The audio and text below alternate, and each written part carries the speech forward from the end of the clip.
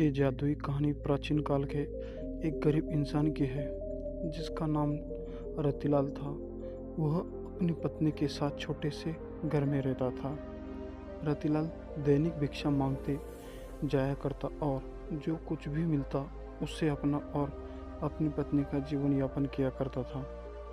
एक बार सारा दिन भिक्षा मांगने के बाद उसे केवल एक मुट्ठी भर चावल हाथ लगे और वह अपने घर पहुंचा तो उसकी पत्नी दुखी होकर बोली, घर में तो अनाज एक दाना भी नहीं है, बच्चा है और अब एक मुट्ठी चावल ले आए हैं।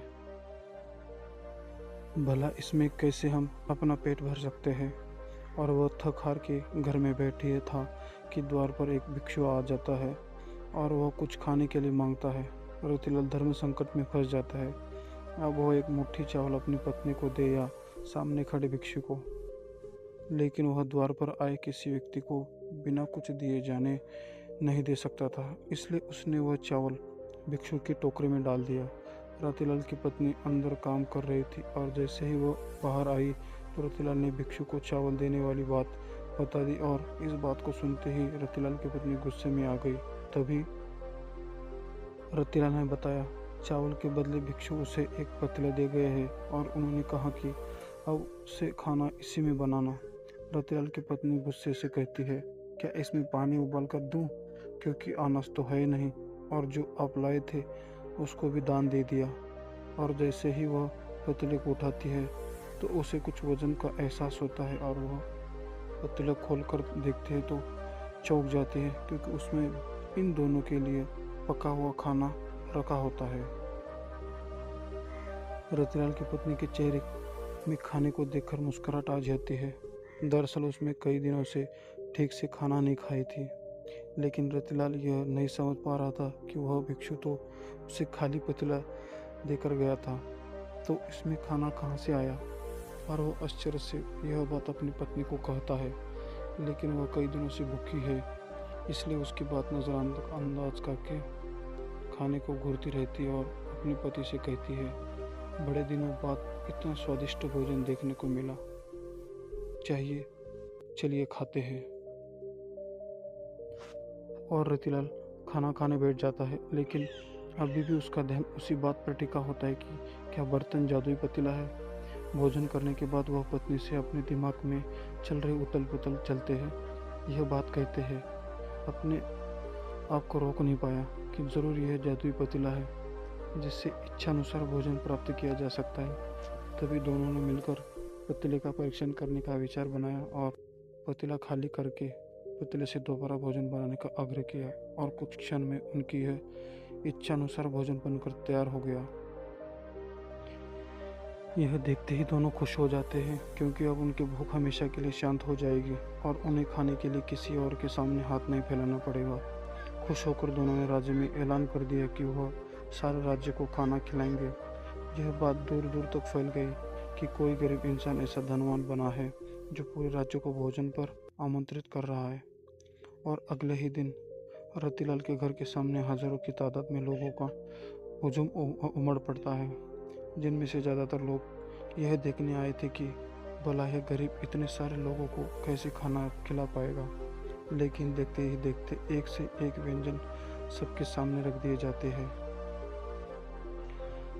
और सभी को खुला आमंत्रण दे दिया गया, जितना खाना हो उतना खाए और ज़रूरत पड़े तो घर भी लेके जाए। यह सुनते ही राज्य के सभी लोगों ने जी भर का खाना खाया और अपने साथ अपने परिवार के लिए लेकर गए, लेकिन खाना खत्म नहीं हुआ। यह देखकर कुछ लोगों के मन में शंका उत्पन्न होने लगी कि उन्होंने राजा से जाकर शिकायत कर दी कि महाराज जरूर उसने कहीं से चोरी की है, अन्यथा उसके पास इतना धन कहाँ से आएगा कि वह पूरे राज्य को भोजन करवा सके। और राजा भी सच जानना चाहता था। राजा ने रतिलाल को अपने दरबार में बुलाया।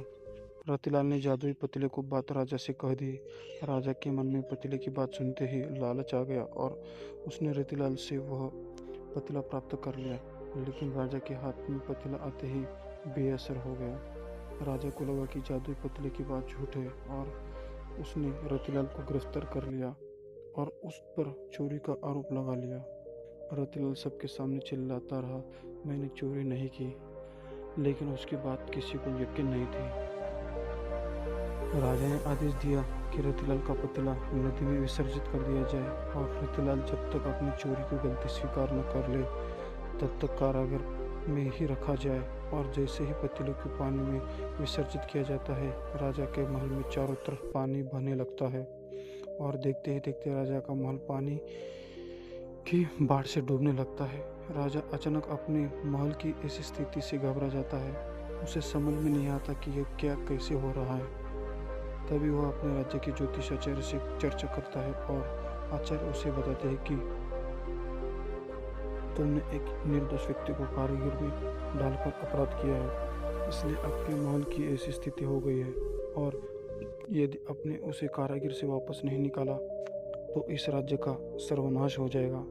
उसे आभास होता है कि उससे अधिकार में कार्य हुआ है और वह भागते हुए रतिलाल के पास जाता है और वह हाथ जोड़कर कहता है, मुझे क्षमा कर दीजिए, मुझसे बहुत बड़ी भूल हो गई, मेरे महल को बचा लीजिए। बड़ी भूल हो गई, मेरे महल को बचा लीजिए। नादानी में मैंने आपका जादुई पतीला नदी में विसर्जित कर दिया है, लेकिन मैं वचन देता हूँ कि जीवन में कभी भी आपको किसी चीज़ की कमी नहीं होने दूंगा।